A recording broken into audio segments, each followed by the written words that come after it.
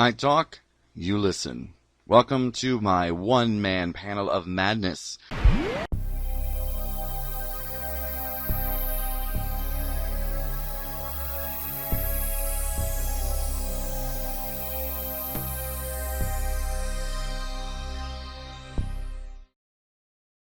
Hey everyone, it's Dr. Who and Holy Batmobile Batman. So now we have another image that has just come out.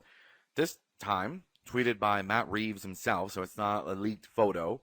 And I'm sure there was probably some pressure because the last photo we saw was, to me, was still very unimpressive.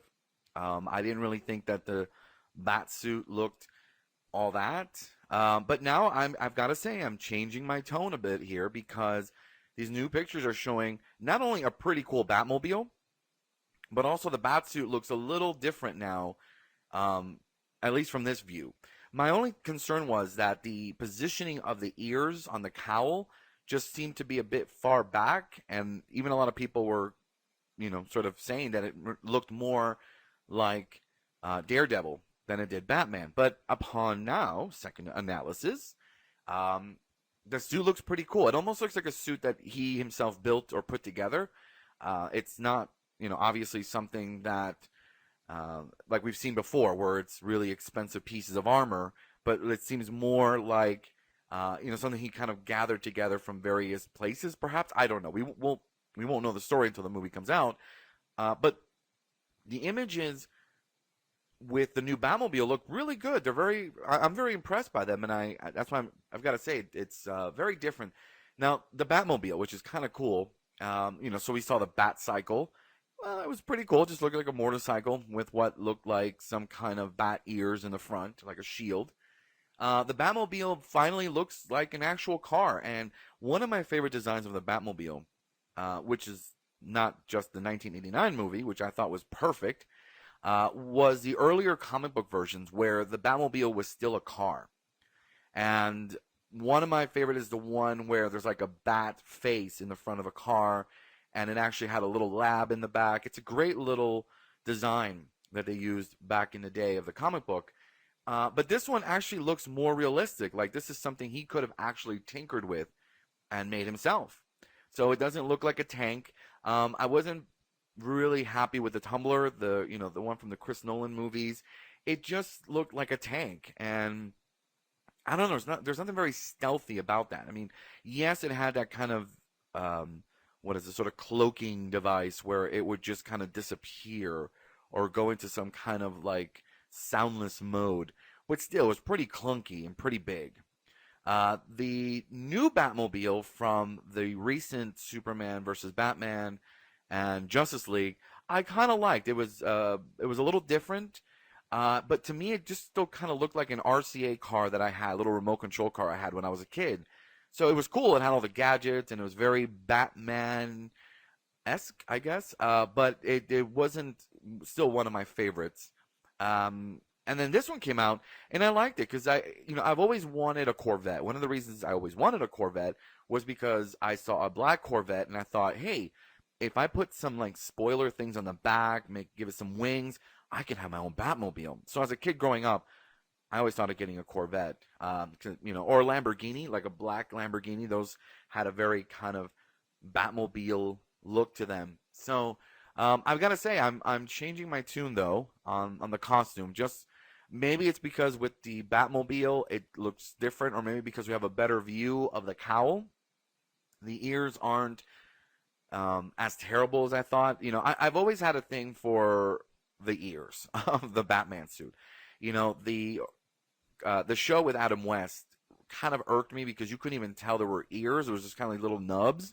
And so, although I like that suit very much because it's very comic book and, yeah, it's a very special show for me, especially. I don't know. It just bothered me. And then when the new Batman came out in 1989, I really liked the costume because it looked a little more darker, brooding. It looked more sort of gothic. And I really liked it. And then they started changing it. Next thing you know, Batman had nipples, and it just went crazy. And somehow Batman became this whole thing that just didn't fit very well. Then came the Chris Nolan bat suit and the cowl, which was okay. Again, it was something that was really well put together by Bruce and Alfred. Okay, believable, awesome. But the Batman versus Superman or bat suit, I really liked it. It was like a one piece. It had like the padding, so it was, it could take bullets and knife stabbings and all that.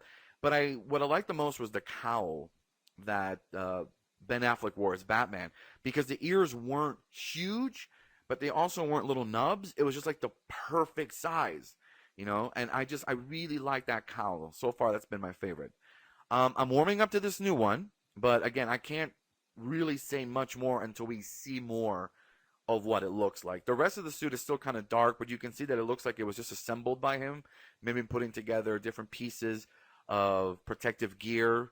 And we don't know. I mean, this is, if I remember correctly, this is supposed to be, again, an earlier Batman, not quite the Batman that we've seen in the movies.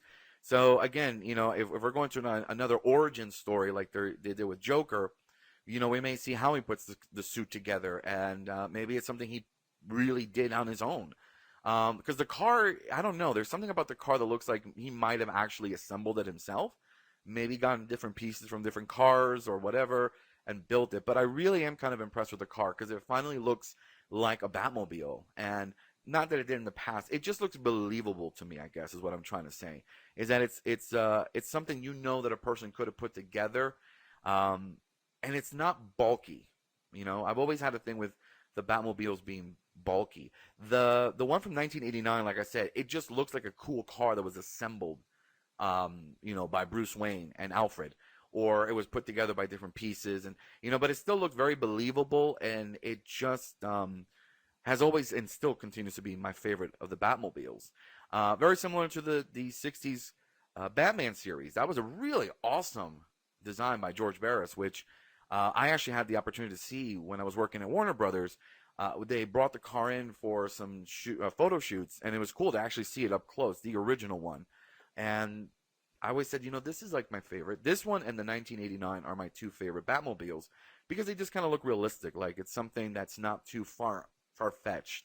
The Tumbler, great, but it was still too much. I mean, that Tumbler would have had issues getting in around different places, where this kind of car, like the new Matt Reeves version, it could get around, if it had to. And who knows the speeds that it had. So that's all I have for this segment. But it was really cool that we've got some now official, Matt Reeves photos of the Batmobile and the Batsuit. I'd like to see a full Batsuit image, mostly the cowl, because I want to see what it looks like, and hopefully it doesn't look as most people think it does, like something out of Daredevil. So subscribe, keep listening, and we'll be back.